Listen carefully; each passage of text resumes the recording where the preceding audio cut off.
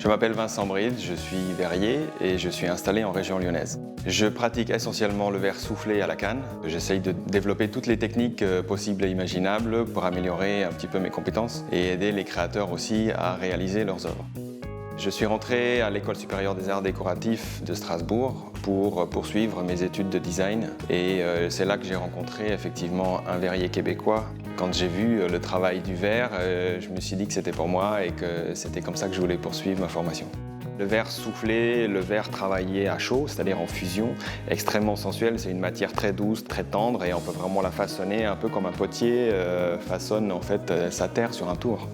Il y a effectivement une grande tradition française du verre qui est essentiellement portée par la période de l'Art Nouveau. Mais ce qui est bien, c'est qu'il y a quand même beaucoup de jeunes créateurs aujourd'hui qui utilisent le verre comme matériau et on a un vrai renouveau de la création contemporaine en verre. Mes sources d'inspiration sont plutôt de l'ordre du contact et du lien, en fait, que ce soit entre les personnes ou entre les différents objets dans un espace. Et donc, en fait, quand j'ai créé un objet comme ça, en fait, c'est toujours des créations avec plusieurs éléments qui interagissent les uns avec les autres. Donc, elles se répondent physiquement, c'est-à-dire qu'il y a une forme qui est vraiment épousée par l'autre.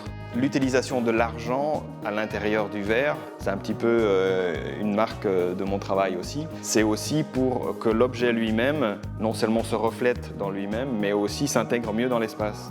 Et il faut d'abord concevoir son objet. Il y en a qui sont plus inspirés par la matière même. Moi, ce n'est pas ma seule source d'inspiration. J'ai besoin de dessiner et j'ai besoin, quand je travaille sur des projets pour d'autres créateurs, j'ai besoin de travailler à partir de choses très concrètes. Et dans ce cas-là, effectivement, l'objet se construit au préalable. Et ensuite, une fois qu'on est devant les fours, on n'a plus qu'à exécuter les gestes. On commence par faire chauffer la canne. Ensuite, on va prendre un morceau de verre de couleur dans le four de refroidissement. Ce morceau de verre de couleur est de ce fait préchauffé à 500 degrés. Une fois qu'il est à 1000 degrés, il est mou et on peut introduire une bulle d'air à l'intérieur. À partir de là, on le laisse refroidir et on reprend du verre transparent par-dessus pour augmenter la masse. Une fois qu'on a suffisamment de masse, on va pouvoir commencer à former l'objet. Donc on va commencer à le gonfler en introduisant plus d'air et ensuite, on va petit à petit lui donner la forme finale.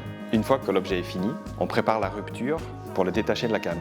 À partir de là, on le place dans le four de recuisson pour programmer le refroidissement progressif. Une fois qu'il est dans le four, en fonction de l'épaisseur, on va programmer un refroidissement entre 12 heures, 15 heures et selon les épaisseurs, ça peut atteindre plusieurs jours.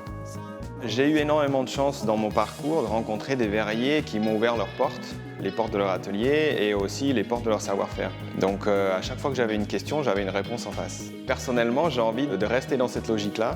Quand j'ai des stagiaires, quand j'ai des apprentis dans mon atelier, effectivement, pour moi, il n'y a pas de secret. J'ai beaucoup d'espoir pour que mon travail et le travail d'autres créateurs puissent se développer encore dans mon atelier pendant longtemps.